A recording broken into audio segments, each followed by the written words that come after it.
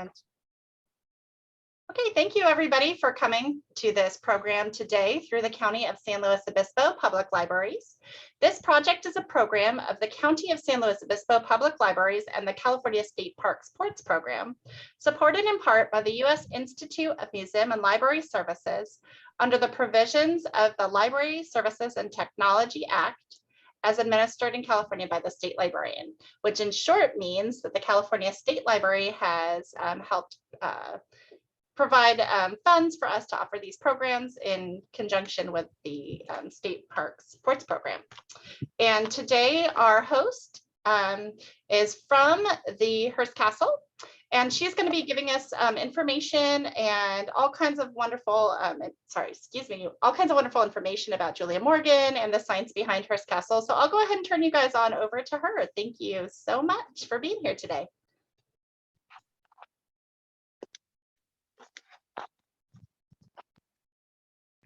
Good morning, everyone. I would like to welcome each and every one of you to Hearst Castle.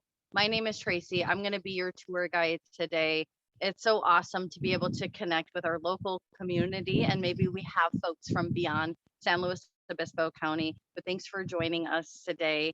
This partnership between the County of San Luis Obispo Public Libraries and the Ports Program, which is the Hearst Castle distance learning program for grades K through 12. And these programs are designed for libraries and teachers and schools. So if you want to just keep up with us on Facebook, you are able to see when our calendar for booking opens. And this is specifically for like teachers and librarians. But I'm so glad to connect with everyone today. I'm a tour guide here at Hearst Castle, and we'll get started. It's a beautiful day. The birds are chirping, the sun is shining, the temperature is just about perfect. There's no wind really in the air, and it's a great day for a tour. One of my favorite parts about my job as a tour guide at Hearst Castle, I've been here for 4 years, is that this is my office, and we have gorgeous views, and I'm passionate about the story between William Randolph Hearst and Julia Morgan and the building of this beautiful structure, this interesting structure.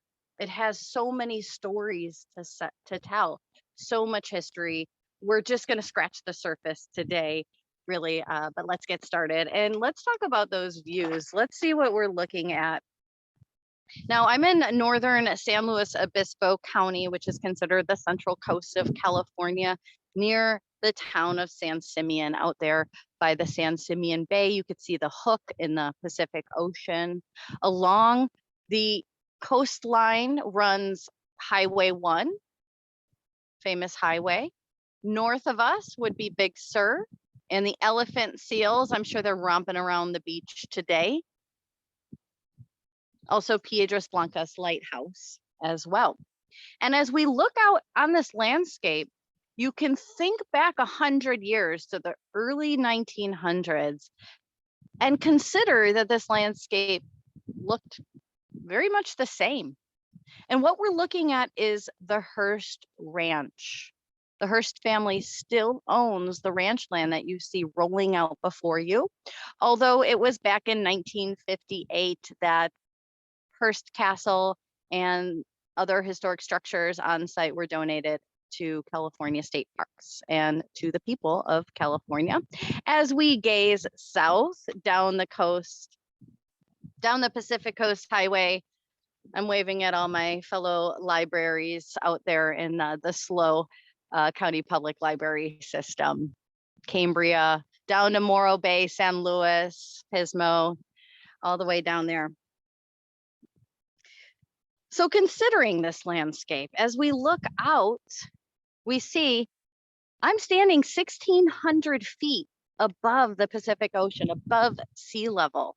And in 1919, William Randolph Hearst,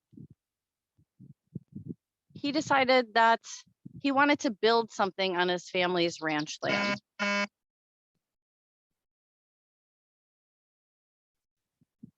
And he hires a female architect and civil engineer, Julia Morgan. Hearst Castle would become Julia Morgan's project 503. In her lifetime, she had a little over 700 projects in her portfolio. Julia Morgan, who was born in San Francisco in 1872, she never married. She was devoted to her work as an architect, designer, builder, to different causes, women's causes, building for YWCAs and women's clubs. We actually have one right here in San Luis Obispo on Monterey Street, the Monday Club, that she would build. While she's building Hearst Castle, she has multiple projects going on at once. We see her on the right holding plans, maybe blueprints in her hand. And on the left of the image is William Randolph Hearst. He built what we call today Hearst Castle. They called it San Simeon Project. They called it Casa Grande. And from his heart, he called this landscape the ranch, because he had been coming here since he was a boy. And William Randolph Hearst was born in 1863. He would grow up to become a newspaper publisher, a businessman, a movie maker. He would be known as an art collector and an entertainer of some of the most famous people in the world at that time, early 1900s. So we're going to talk about the collaboration between the architect Julia Morgan, California's first licensed woman architect, that happens in 1904, and her collaboration with her client and friend, William Randolph Hearst. 28 years they spent together building Hearst Castle, or the ranch, never finishing. So I invite you all to join me on this journey, ask questions as we go. We're going to look at some historic photos. We're going to hear quotes from people who worked with them, or Julia Morgan herself. Now consider the effort it took to build here at this location 100 years ago. The infrastructure of roads, there's an airport out there. They built water systems to bring it from the mountains, the Santa Lucia Mountains on the Hearst Ranch, to this hilltop. Out there, we would see a mile-long pergola if you were driving along the road, the 5-mile road up the hill. There are 3 horse stables out on the ranch. There are warehouses out at the point, at San Simeon Point. Julia Morgan built several warehouses for William Randolph Hearst.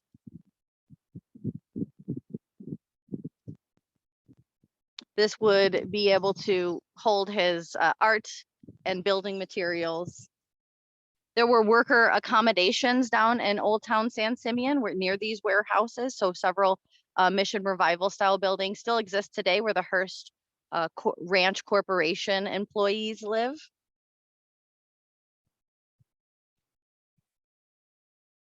So a boat would pull into the San Simeon Harbor next to the old pier, not the one that we walk on today. And items would be loaded onto carts and pushed down towards the warehouses, as you can see. Now, one of these warehouses actually houses the Hearst Ranch Winery, so their tasting room. So when you go to that tasting room, just imagine being surrounded by crates of art with straw sticking out of those crates over 100 years ago.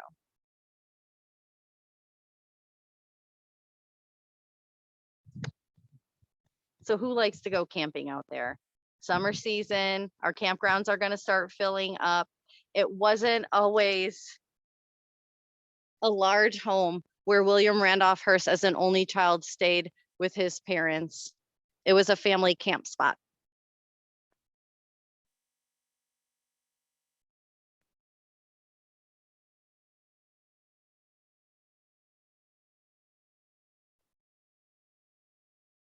Now, if you're not into tent camping, you still might be into what William Randolph Hearst and his family did. These are large canvas tents, platform floors, staff to cook meals and to take care of the day-to-day things.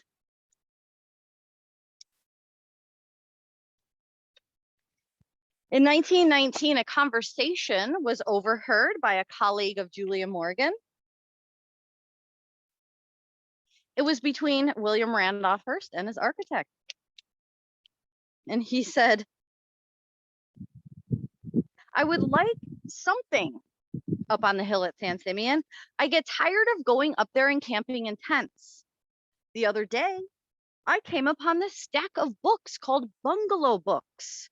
Saw this one which has a picture. It gives you an idea of my thought about the thing. Keeping it simple.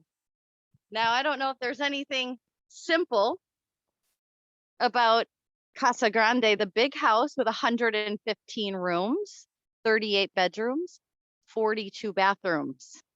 That's 68,500 square feet. It stands 4 stories up, 137 feet tall. There's a north wing for guest accommodation and a south wing for staff and where the kitchen was located.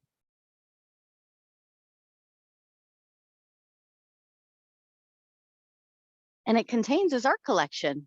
William Randolph Hearst, known as an art collector, standing here in front of Casa Grande, or sitting here in front, is Sekhmet. She is our oldest work of art in the collection, over 3,000 years old. Think back pyramids and pharaohs. She's from Egypt. Her name means the powerful one. She has the head of a lioness and the body of a woman. And these were shipped to San Simeon in the 1920s, having been purchased from art dealers in London and New York City. Sekhmet, being from Egypt, today overlooks the Pacific Ocean.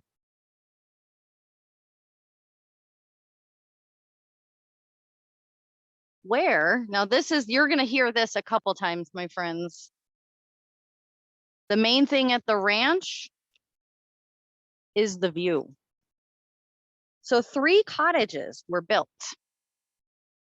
Starting in 1920, I'm gonna fix my tripod here. You're gonna see a little shake for a moment. There we go. We're gonna walk down the esplanade, a walking path made to connect all the structures together. Here we've got Casa del Mar, name for its views of the ocean. That's Spanish for house of the ocean, house of the sea. And as we continue passing citrus trees, cypress, stone Roman sarcophagi, ancient burials for the Romans. Roses, lantana, oak trees, and palm trees. We come to Casa del Sol, house of the sun. Now you might see some orange cones and such John Deere drivers. We've got lots of projects going on these days since we've been closed for the last 14, 15 months for the pandemic. So definitely excuse our mess.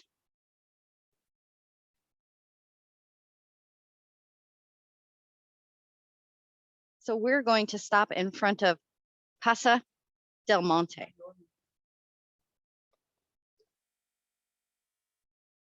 This is the first cottage that was built and completed. 1921, William Randolph Hearst and his family, his wife Millicent, were able to stay in here.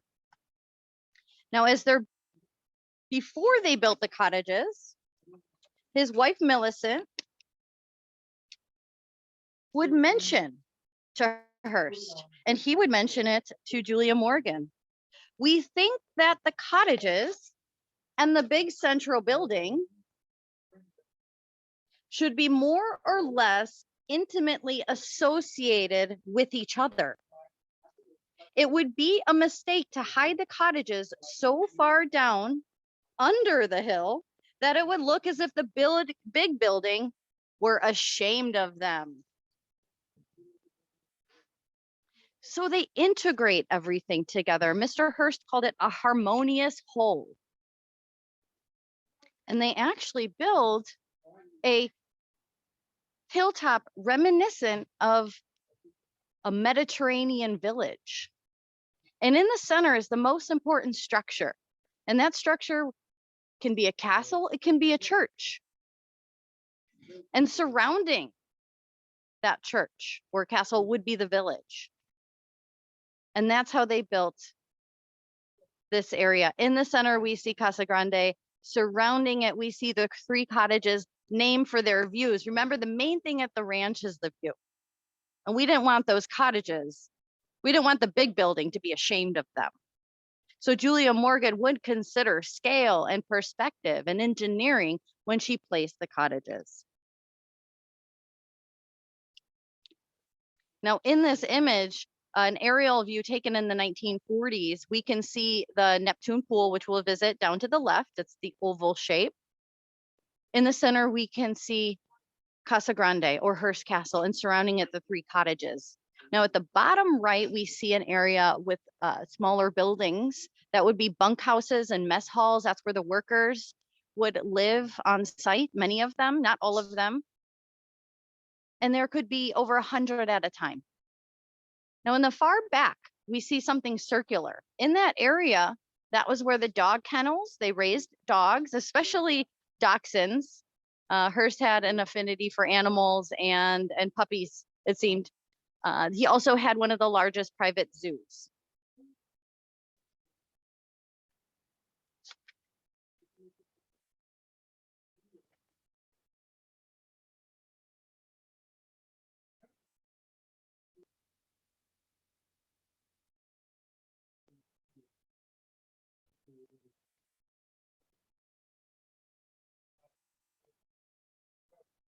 "28 years it took to build everything we see, yet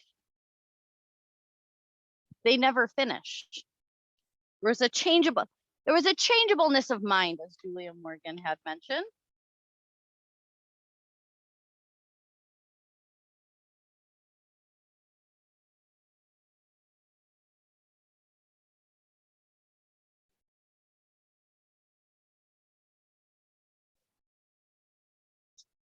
So this image is taken in the before 1925. So you can only imagine how many trucks are coming up the road, how many boats are coming into San Simeon Harbor, how many rail cars are traveling across the United States to bring arts and building materials. Julia Morgan said, with the present fleet of trucks, 25 tons a day can be hauled if all the trucks work all day on teaming. There were 600 tons in the last shipment, which means 25 days teaming, but undoubtedly will be some rainy days. So quite the effort it takes to build this house. It's made out of concrete and steel. You can imagine it for some of our younger learners out there. It's called reinforced steel, reinforced concrete. And within the concrete walls and the concrete floors, there are steel bones. So think about the bones in your body that give you structure, that give you strength. Imagine the muscles that hug your bones. Well, the concrete hugs the steel skeleton within its structure.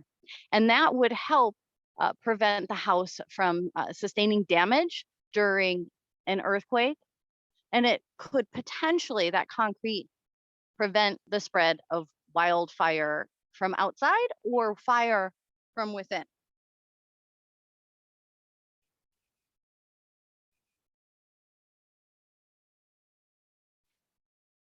Now, Julia Morgan, she had a architectural firm on the 13th floor, top floor of the Merchants Exchange building in San Francisco for over 40 years. And she was on the job site here, not living here, but traveling from San Francisco maybe once a month. She would come down on a train. She would stay a full day. She would leave later. So she was quite busy working on other projects. She's receiving art like 600-year-old Spanish wild men covered in hair, swords and shields. And she's asked to incorporate them into the facade of the house, the front of the house. The house is like a giant puzzle in my head. I see it as pieces placed together to complete a whole. And there was harmony within that whole, just like the whole village has a harmonious whole here. Even the structures do, with symmetry. So there's usually two things on either side to create harmony, balance, and symmetry. That door is a wrought iron door, 500 years old, with gold leaf. So all the little ones out there, they've always loved the gold here at Hearst Castle, even the adults. I love it. It's fascinating to know, to study gold leaf and how it's made. The gold on the door is not solid gold. It actually has been pounded down either by hand or most likely by machinery to thin gold sheets, thinner than a strand of your hair.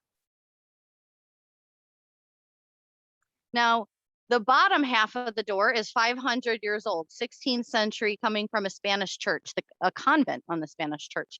But the top part is an example of the skill of the people and craftsmen who worked on this house, people who Julia Morgan hired. She was a boss, my friends. She ran the show. She hired everyone. She brought them up here. She made sure that they were paid and taken care of. Ed Trinkeller was the iron worker on this top part of the door to create the size that they wanted to get. Now, it wasn't unlikely to see Julia Morgan on the job site, on the scaffolding, and it was said she thought nothing of climbing rickety scaffolding in what she always wore to work: tailored dark suits and French silk blouses. My friends, we are in an era of yoga pants and shorts, and I wear those things. But in the early 1900s, Julia Morgan is climbing scaffolding with tailored dark suits and French silk blouses. I love that. So I think we're ready to go in. We've been hanging out on the main terrace. What a great front yard, right? We've been hanging out on the main terrace. It was a gathering place where they had drinks. There were tables and chairs set out. Mr. Hearst conducted business. His friends were having cocktails. They were putting puzzles together, playing card games.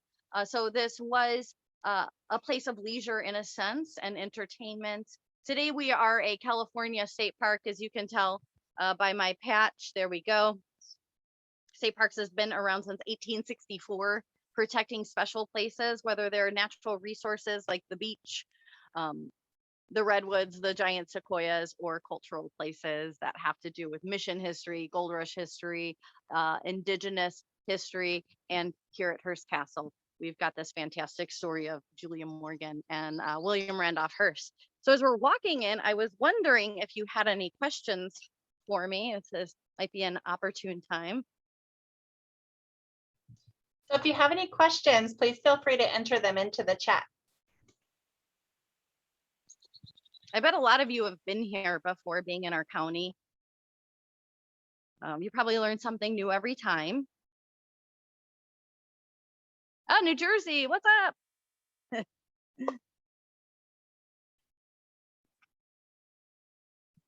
This is a good alternative if you can't make it in. Absolutely. Julia Morgan spent about 6 years in Europe. And she got to travel and study. So we see her influence in the design within the house. She's also the interior designer. Now, someone just asked, when are we reopening? We actually don't have a reopening date. See that face? We didn't open up. And it wasn't because of COVID, it's because of the infrastructure that I spoke about. The road, actually, the culvert under the road, I believe is deteriorating. It's not safe to bring a bus of people here. We have a visitor center at the bottom of the hill near Highway 1, and folks go there to buy their ticket or pick their ticket up at the office. And then we load everyone on a bus and drive that 5-mile road up to the top of the hill. Unfortunately, we're not able to allow buses with that many people on the road yet until we determine how safe it is. So that's why we're not reopening, and I don't have a date for you. I'm so sorry. So good thing you're on this virtual tour, because you're here today. And I'm glad that I get to show this to you. Now I'm going to show you the room, and I'm going to go to the chat while you're looking at the room. I'm going to go back into the chat and see what people are asking. How big is the property? 6-year-old child asking. Thank you so much. 250,000 acres of land. And let's get that compared with something. Give us a sense of the scale. That is larger than the I think there's 5 boroughs in New York City. It's larger than New York City. It's about 1/3 of the size of Rhode Island. Okay, tiny little state out on the East Coast, but still 1/3 of that size of the state. Did you see there's some earlier questions? How long did it take start to finish to build Hearst Castle where it's at now? So in 1920, they start building the infrastructure, the 3 cottages. Those are built by 1923. They start building Casa Grande, which is what we call Hearst Castle, in 1922. By 1924, people are using this room. They're actually having meals in here because the dining room is not complete yet. It took a total of 28 years. They stopped construction early 1948. They never finish.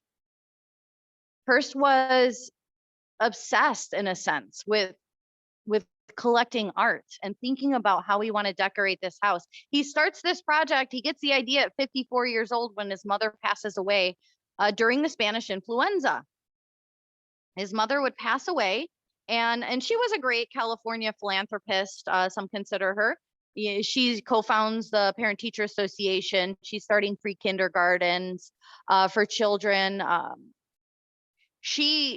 After her husband had died, all of the money and the property and the mining claims went to Phoebe Hearst. And she passes away in 1919 from the Spanish influenza. Her only son would inherit the Hearst family fortune.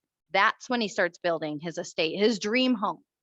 And he would do that until 1948, until, let's see, he's about 84, 85 years old when he stops. They never finish. And Margaret, if you want to go ahead and feed the questions to me, Sure. That would be great. Yeah. Okay, an earlier question is, you mentioned that she'd worked on, Julia Morgan worked on a lot of projects, but a question was, what other projects did she work on? Maybe in notable ones? Yeah, the Monday Club in San Luis Obispo for our locals.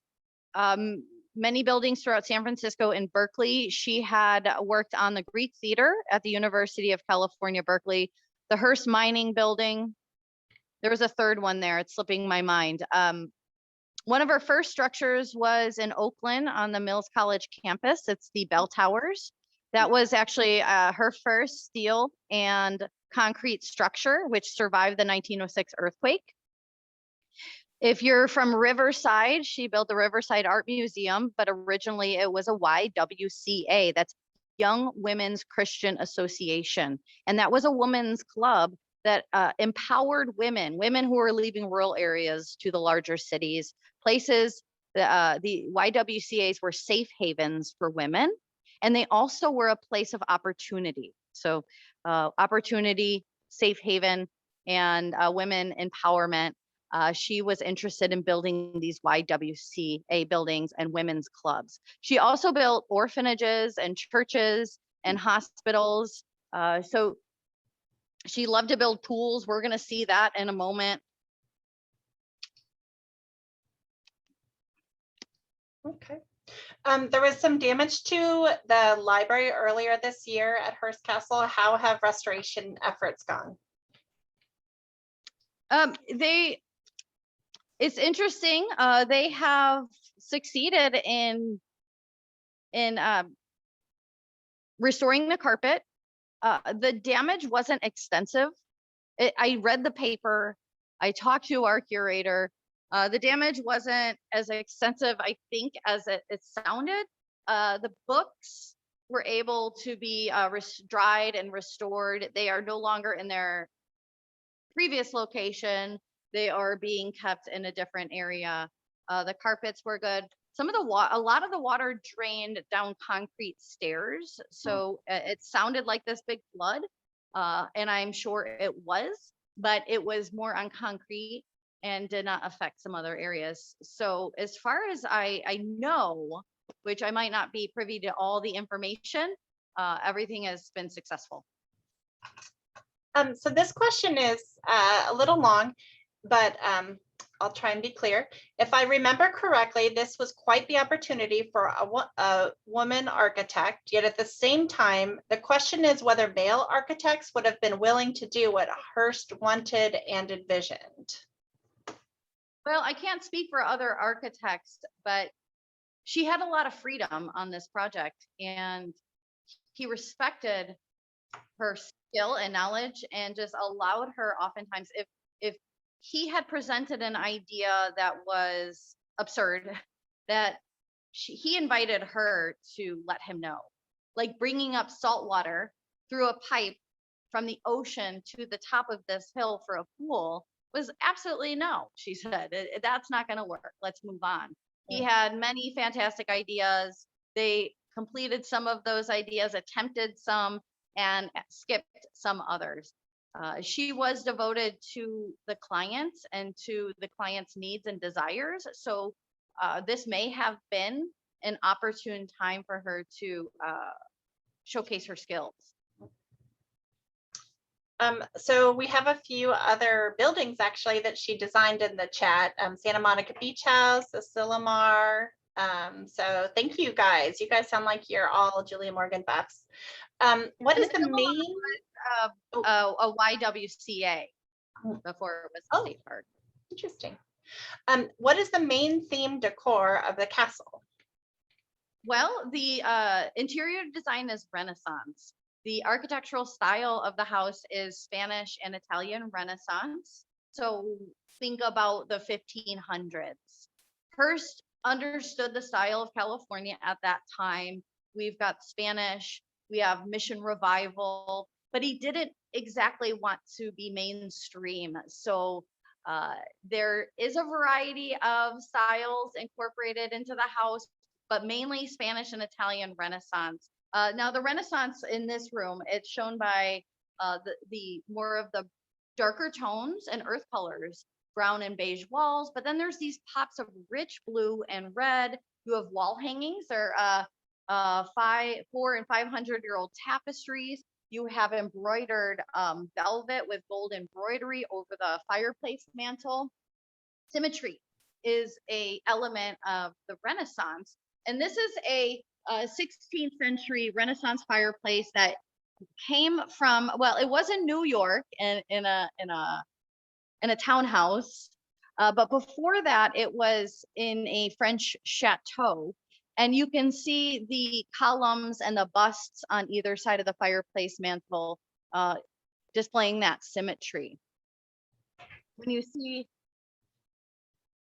one side of the room with the window and two marble tondos, they're relief sculptures of mythological subject matter and allegories. And then we look at the other side of the room. I'm just going to flip my camera. We can see pretty much the same scene in a sense. So the symmetry, balance, harmony of that. The ceiling itself is a Renaissance 16th century ceiling that came from a palace in Italy. It's carved walnuts. It's got individual coffers, which are the rectangles with the designs inside. And I would say there only so many of those coffers are original walnut 16th century, but the ceiling displays again the skill of the craftsman and Julia Morgan, because they had to extend and expand the ceiling, not using walnut wood, but using cast plaster and paint. So using those materials and making it match and making it look old, but also adding electricity. There's about 300 light bulbs up there. Okay, here's some other questions. Did Hearst have any contact with other affluent people who built similar elaborate places like the DuPonts of Delaware or Henry Flagler of Florida? I believe he, I don't think those two people, but I can't be 100% certain. I believe he had contact with Getty, one of the Gettys. And then a follow-up to that was Julia Morgan's style of architecture and building styles similar to the companies that designed similar types of places like the Flagler and DuPont mansions? Well, she was a arts and crafts style. So that was really popular around the Bay Area.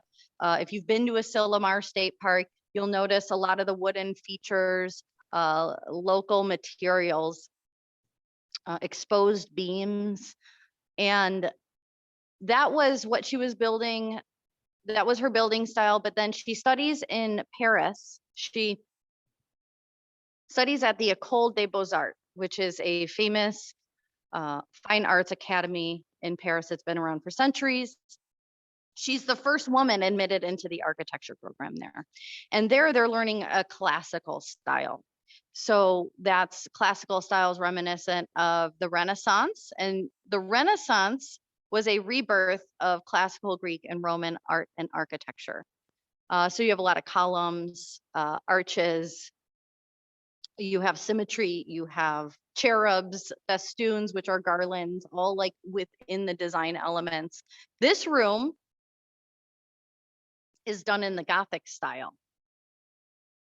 So really quick, Gothic style dating back hundreds of years in France. We've got Julia Morgan standing in front of the Notre Dame Cathedral, done in the Gothic style.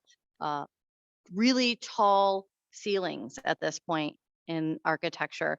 You have flying buttresses on the exterior, assisting the walls and their structure. You have stained glass windows. Here she is in Paris. She's there in Paris during the late 1800s till about 1902 when she returns to the United States with her certificate in architecture as being the first woman to graduate from the architecture program at the École. So here in the refectory, we see tall ceilings. You all are going to love this ceiling. It's about 24 feet tall. And there are carved saints up there. It's a Renaissance ceiling from Italy. Once again, Hearst is not just collecting statues and paintings, tapestries. He's collecting parts of buildings, doors, fireplace mantles, ceilings. 27 feet high, actually. The room is 1,940 square feet. This is my favorite saint because of the intricate drawing. Man on a horse, or not drawing, but carving, man on a horse with a spear about to slay the dragon. It's a Christian symbol of the triumph of good over evil. That's Saint George. So another element of that Gothic style is the pointed arch.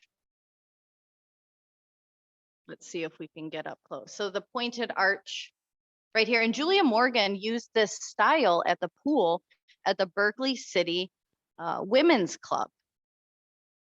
So you've got the pointed arch. What it does to you psychologically is it asks you to look up, gaze upwards. So you see this fantastic ceiling overhead. The fireplace was another craftsman marvel in that the first one, they put two fireplaces in this room. This is a French fireplace with the Gothic arch leading upwards. The fireplace mantle did not fit all the space, so the craftsmen would extend it and make it look antique. But the first fireplace put in this spot was English. Julia Morgan did say something interesting early on in the building game, the 28 years. She said, our relationship with Hearst has been satisfactory. Payment usually late, but always sure. The greatest trouble being his changeableness of mind.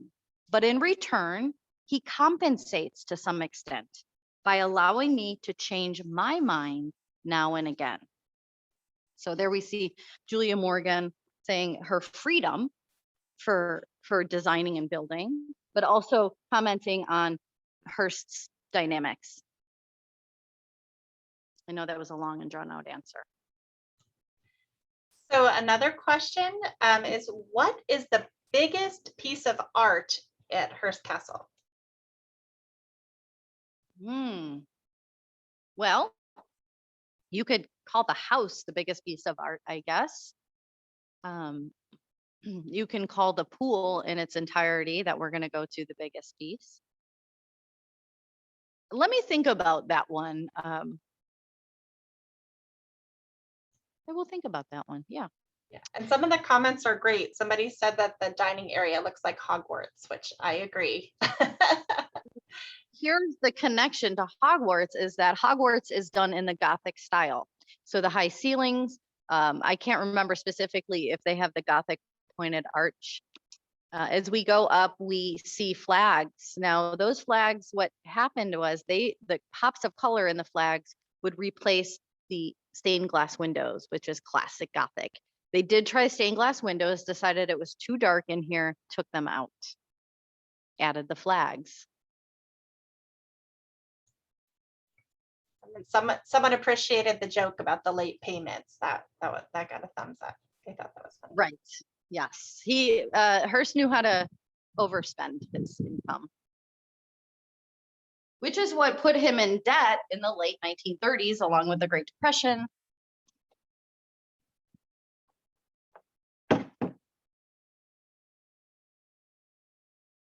So we're going to head down to the pool where we will wrap it up. And I haven't been able to catch all the questions or comments, so might be an opportune time while we walk. So someone asked if there was initially electricity in the building.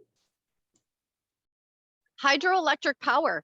So if we go back to the infrastructure of this little village that is built, the mountains out before us, the Santa Lucias, would contain the springs that produce water for the castle. And Julia Morgan built a gravity-fed water system, but along the way, she put hydroelectric. So that's what they used at first. And then in the late 20s, I think maybe about 1927, PG&E comes into the area and supplies electricity to Hearst Castle in San Simeon. Okay, just a quick note on watching the program. We are recording it and it will be hosted on the County of San Luis Obispo Public Library's YouTube page. After it ends, we'll upload it and there's a link in the chat. Some more questions. How many children did William Randolph Hearst have? He had 5 boys between 1902 and 1915 with his wife Millicent, but he would eventually separate, he and his wife, and he lived at San Simeon with his girlfriend and companion, Marion Davies. She was a famous movie star in the 1920s and 30s. Mm-hmm. People wanted to know about the animals that Hearst collected and if there'll ever be events where people can swim in the Neptune pool. Awesome. That's one of the most popular questions. I'm going to share an image of the zoo. Let's see. Let's go with the giraffes. Hearst had, gosh, nearly 100 species of wild exotic animals from all parts of the world. They were brought here and some of them were able to roam on his ranch. 250,000 acres of ranch land at one time. It would get smaller later due to financial issues. There were enclosures for polar bears and giraffe and different exotic birds like penguin. And that was something that Mr. Hearst did a lot of entertaining so that his guests could go and visit.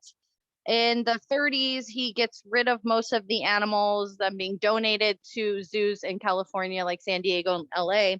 But we still have zebras. Now, the zebras aren't on state park property. They are on Hearst Ranch property, which puts them down a little bit closer to Highway 1. A lot of people see zebras on their travels through this area.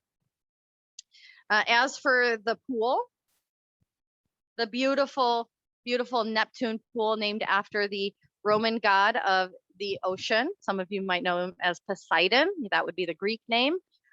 This 345,000 gallon pool rarely gets used, and it's for the act of preservation, which is one of the missions of California state parks. We are here to protect the natural and cultural places. So we don't often get to use the pool. There's a couple ways to use the pool. If you're a member of the Hearst family, I've heard of 60 some direct descendants are alive today. They still come and swim at the pool, though they're not allowed to stay at the house. His great-great-granddaughter Amanda Hearst got married here several summers ago. You could check out some of those pictures in Town and Country. The other way is through the foundation of Hearst Castle, a nonprofit that raises money for different restoration projects here, and they also fund specialty school tours. They hold fundraisers, and becoming a member and then paying the fee, which I think costs about $1,200, will get you in to a swim. I think it's a 3-hour event with hors d'oeuvres and food and a swim in the pool. That's really the only ways that you can get in the pool these days. Another way is if you work here and you work in historic restoration or maintenance, they go in the pool several times a season.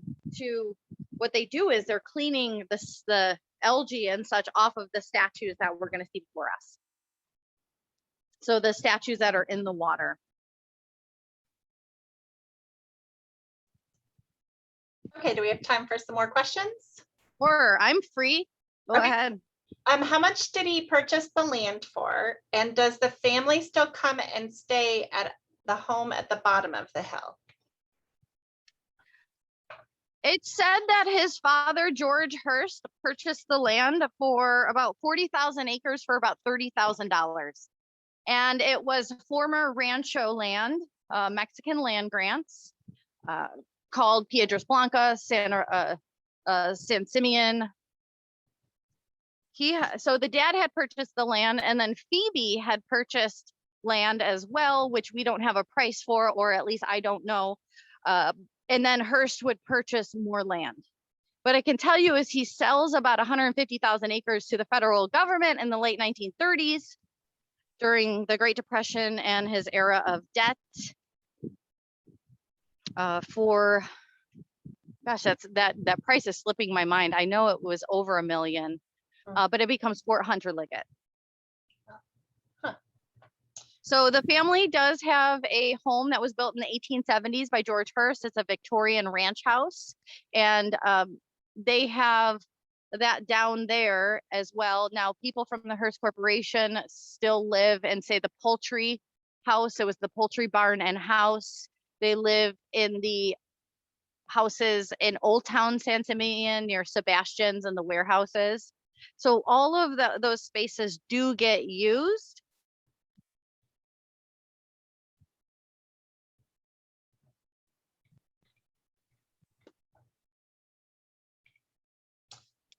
So we have a participant who's a docent at the Santa Monica Beach House, and they focus a lot on Marion Davies, but they appreciate having the focus on Julia Morgan. So thank you. I almost forgot, but I brought these tiles out because, and I believe she used this in Santa Monica, so you can correct me if I'm wrong, but she liked to use marble and serpentine tile in the pool. So we see the bottom. The pool's not really blue, that's light refraction. It's marble from Vermont quarry. Serpentine, I'm not sure the source of the serpentine, but it is California state rock right there in the pool. Someone asked if you could show us the dressing or changing rooms for the, I guess for the pool is the question. Yeah, I wish I could. But we usually keep them locked up. I can point to them for those who want to now check it out. When we offer night tours again, I think we might go through there on one of the specialty tours, or if you come and do one of our specialty like art tours or Julia Morgan tours. So up these stairs, by the way, this pool that we're looking at was built 3 different times. So the changeableness of mind. And it was always expanded with more structures, more statues added. There's the door to the dressing room. There's 17 rooms, 10 for men, 7 for women. They have electricity, mirrors, lots of privacy. There's bathrooms in there, not in each dressing room, but there are bathrooms. There's another door over here for symmetry.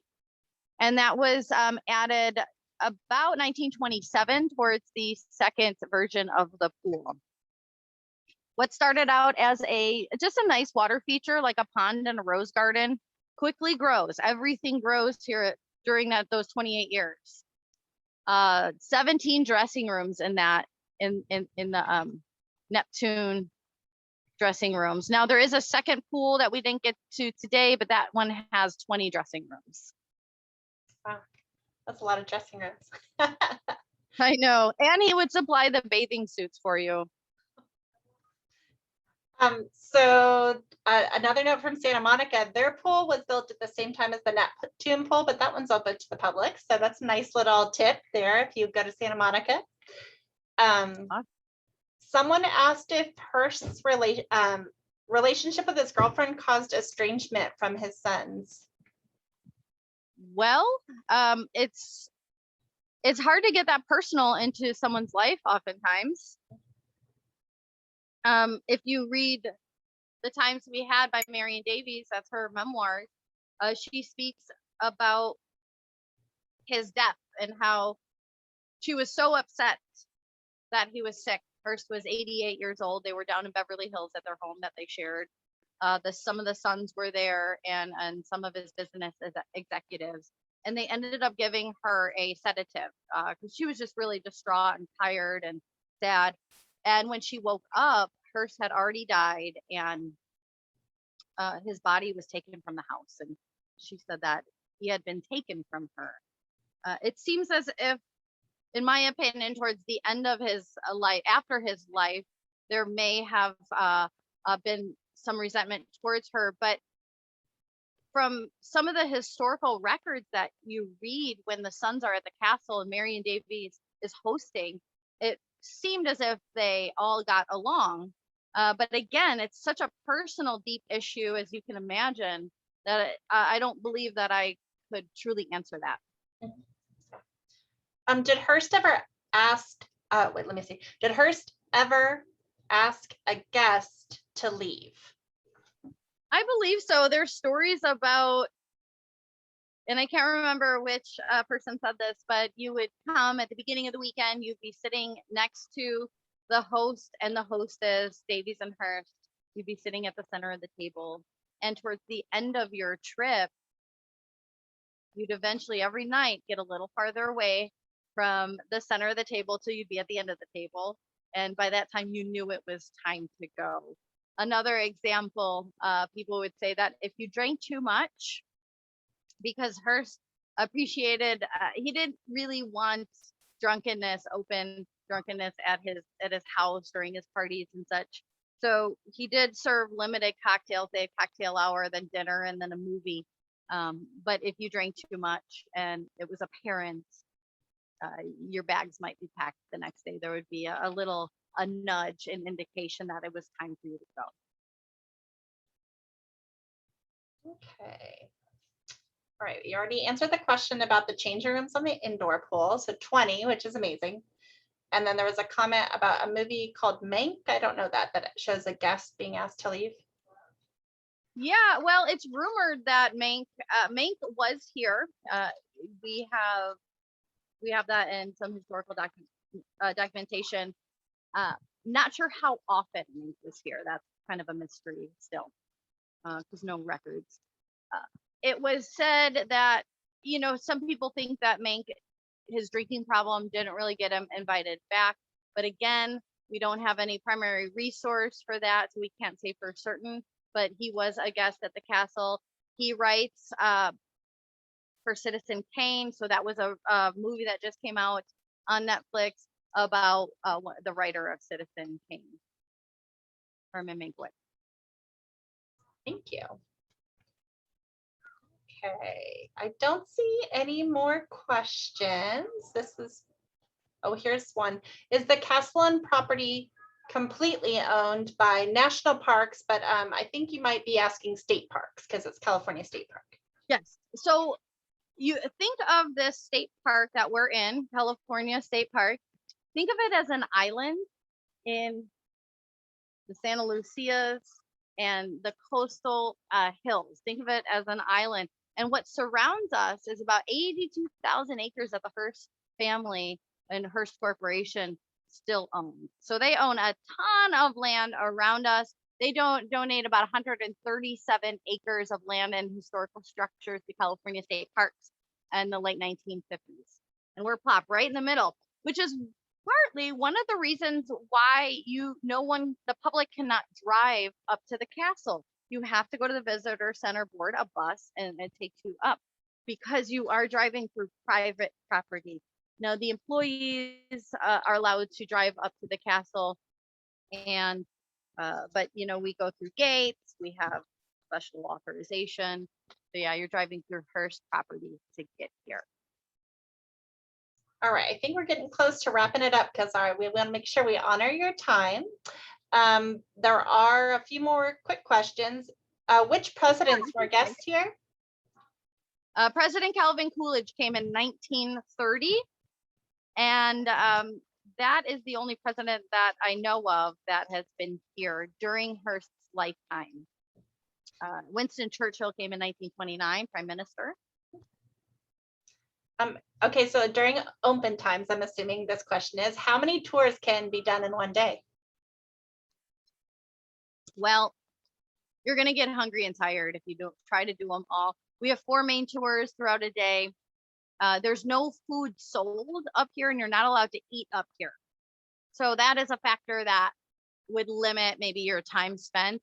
2 tours is pretty common, the grand rooms tour and the upstairs suite.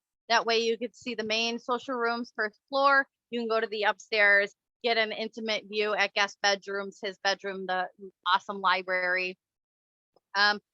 If I would suggest a private tour, if you can get 8 of your friends, you all pay about $100 or so, and you can have 4 hours with your own tour guide and see almost anything that you want. You can get a lot done that way.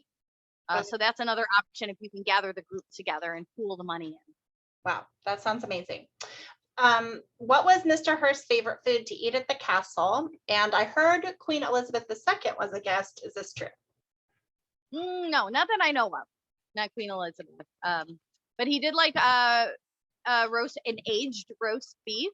They're growing a lot of their own food, their own animals. They're processing a lot of their own dairy and meat and cooking it here on the ranch. He loved rare pressed duck as well. They had ketchup and mustard on the table. I don't know if any of you caught that. They might do tamales during the holidays, like a New Year's Day or something like that. Some Mexican food. But he was known to fly in caviar and then take all his guests on horseback riding out into the Santa Lucias, miles and miles. They get there and they see that a picnic was set up just for them, and caviar was flown in. Definite. Pretty posh, right? So we do have a request for another one of these virtual tours of the upper rooms inside. So we'll see if that can happen. And somebody had asked how difficult the upstairs suites tour is, which I'm assuming you're asking about accessibility, maybe? Right. We offer an ADA tour for the outside and the first floor. Fortunately, the second, third, and fourth floors are not accessible for ADA. That the upstairs suite is probably one of the most difficult tours in that it has a lot of stairs. I think there's, gosh, it's been a long time since I talked about how many stairs. I think a little over 300 or so. So you have to wear comfortable shoes. You have to be prepared for some exercise when you do the upstairs suite. Wow, someone knew the answer. 320. Max is like 320. That's Max, great. I've been doing a lot of kids tours all year, and we don't go upstairs very often. So it's been a long time since I talked about how many stairs there are. Okay. You know, one of the issues with going in the upper floors is reception. We don't have Wi-Fi in the house. It can be done. We could design it, but we don't often offer that because of reception issues. But we sometimes go into the library. Yeah. So we'll see. Maybe we can do that this summer with you guys. Sure. I mean, these have been so popular. I'd love to keep going. Oh my gosh, so many questions coming up. I think we're going to go ahead and wrap up pretty soon. On a personal note, somebody wanted to know how long you've been working at the ranch, but for people that were listening, I think she told us at the beginning. So yeah. I've been here for 4 years. I started out my first 2 years as a tour guide, and then I got promoted and started managing our K-12 distance learning program called Hearst. So that's virtual tours. That's where we are today. Yeah, thank you so much. This was a really wonderful program. I'm going to go ahead and stop recording.